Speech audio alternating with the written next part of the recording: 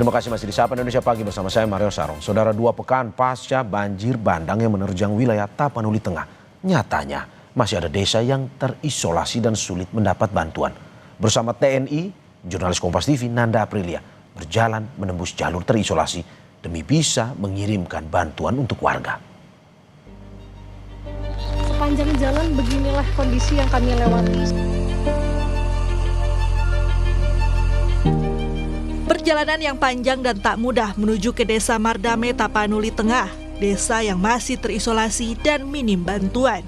Dan saya akan ikut untuk menembus ke jalur selanjutnya, karena tidak hanya di Nauli ini saja, saudara, saya akan bergerak menuju ke Madame, kemudian ke titik lainnya, untuk kemudian menuju titik akhirnya ke Sibolga melalui jalur darat dan dibuka melalui jalur darat.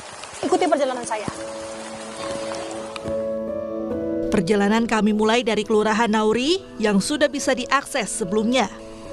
Bersama pasukan Yonif 122 Tombak Sakti Brigif 7 Rimba Raya Kodam 1 Bukit Barisan, saya dan juru kamera Andika Ahadiat berjalan kaki menuju ke Desa Mardame. Kurang lebih sudah 2 km kami berjalan dari Kelurahan Nauli, sekarang sudah masuk ke Desa Mardame. Sepanjang jalan beginilah kondisi yang kami lewati, saudara. Sekalinya ada jalan setapak ataupun begini, jalan benar-benar tertutup oleh material longsor. Bahkan tadi butuh perjuangan sekali. Bahkan kalau keadaannya hujan seperti ini sangat licin, masyarakat bergerak ke sana kemari tentunya sangat membahayakan. Di tengah perjalanan, saya bertemu dengan salah satu warga Desa Mardame yang harus berjalan ke desa lain demi mendapatkan bantuan. Bantuan makanan udah didapat belum, Bu? Apa Ibu mesti jalan dulu kemana? Harus jalan ke Persikaman, Dari Mardame. Dari Mardame. Karena kalau di Rampa kan sudah berapa kali heli di situ berhenti. Tapi kok di kami mungkin karena lapangannya nggak ada, jadi nggak ada yang pernah di sini. Di sini paling susah. Butuh waktu hampir 1 hari agar kami bisa tiba di Desa Mardame. Kami pun harus bermalam di desa ini. 8 Desember 2025, saudara, saya melaporkan dari salah satu desa yang masih terisolir di Tapanuli Tengah, tepatnya di Desa Mardame. Pagi saya di Desa Mardame diawali dengan cerita yang mengharukan. Mendengar cerita warga yang belum mendapat bantuan sejak bencana terjadi. Rumah tidak bisa ditempati, Bu, karena bencana yang menimpa daerah kami. Dan kami berharap secepat mungkin bisa pulih kembali. Dan kami berterima kasih kepada yang turut serta membantu daerah kami ini. Mudah-mudahan kami bisa kembali ke rumah kami. Kami mengucapkan terima kasih banyak atas bantuan dari pihak yang berkaitan untuk pada kami. Kami mengharapkan sangat mengharapkan. Pasukan Yonif 122 Tombak Sakti Brigif 7 Rimba Raya Kodam 1 Bukit Barisan pun langsung membuat landasan darurat agar helikopter bisa mendarat dan menyalurkan bantuan.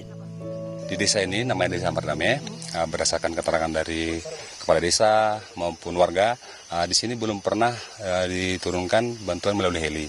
Karena memang di sini termasuk susah untuk mencari area yang standar untuk pendaratan heli.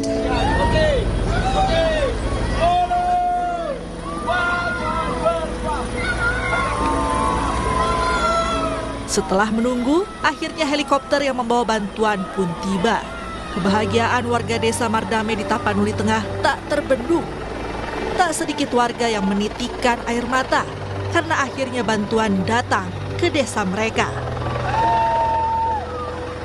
Gimana, Pak? 14 hari baru mendarat dari 14 hari. Iya, terima kasih kepada TNI 122 dan Kompas TV. Kami dari Kepala Desa Mardame mengucapkan terima kasih banyak. Baru 14 hari baru mendarat bantuan sama kami. Makasih Tuhan. Terima kasih, Pak. Ya. Senang ya, Pak? Senang kami masyarakat. Ya. Iya. Terima kasih. Semoga terbantu ya. Alhamdulillah sudah terbantu kami di jalur udara, semoga cepat diakses. Kebahagiaan warga desa Mardame tentu jadi kebahagiaan tersendiri bagi saya. Juru kamera Andika Hadiat dan pasukan Yonif 122 Tombak Sakti Brigif 7 Rimba Raya Kodam 1 Bukit Barisan. Perjuangan kami menembus jalur terisolasi berbuah bahagia bagi warga desa yang akhirnya mendapat bantuan. Nanda Aprilia, Andika Hadiat, Kompas TV, Tapanuli Tengah. Jangan di